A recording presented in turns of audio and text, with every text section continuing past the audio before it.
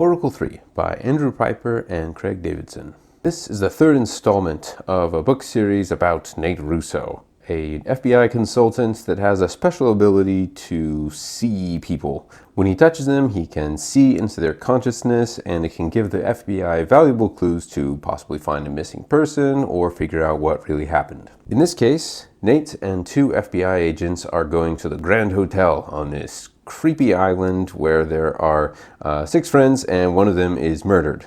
And the question is, who did it? Was one of these 6 suspects the murderer, or is there something more supernatural going on? This book came out June 12th, so just a couple of weeks ago. And I was really excited that third one was coming out. I did a review of the second one. I really liked the first one. And I think the author found an interesting voice of a main character, a tortured soul who's haunted by all sorts of things, but that still is trying to redeem himself by finding the lost soul, using his gift to save someone. And I should also say I like the central idea of how the story initiates in book 1. You have Nate Russo, who is a kid who's haunted by this ghostly character, the Bone Man, and he doesn't know how to handle it, and it is his whole life. The Bone Man has been following him.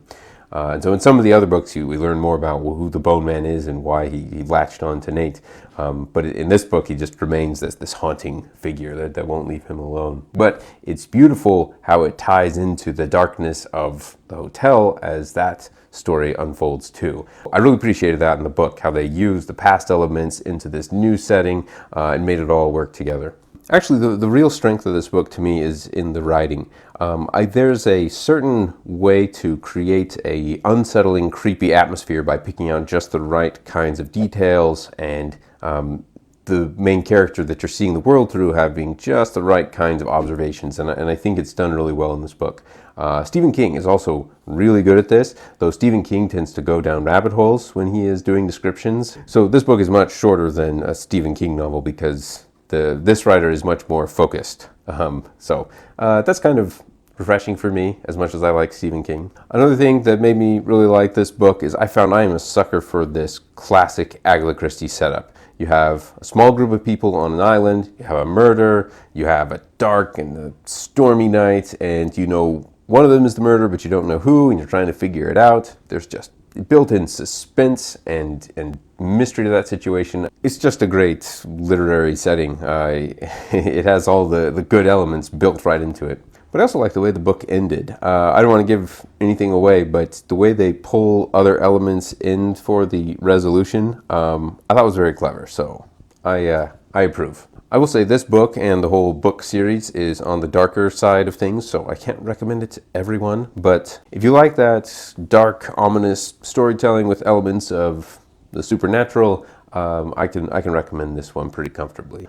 On a more sobering note, I just found out that the main author of the Oracle series, Andrew Pyper, died of cancer in January of this year, which is really sad because he was a young guy and he was a really good writer. I was really liking his book, so it's sad to hear about.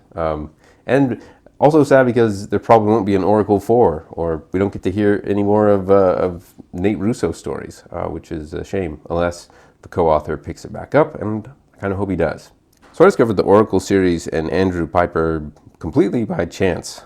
So it was like just a lucky find, just randomly going through titles and book covers. It just happened to catch my eye. So I love when that happens. You just happen to strike gold at random. So I love when it works out like that. I really don't have any complaints about the book. I thought it was just fun and it accomplished exactly what it set out to do. I generally don't give these kind of books in like the 4.5, 5 stars just because they're kind of temporary by nature. But I don't know, I could change my mind over time. We'll see. I'm going to give this book 4 stars.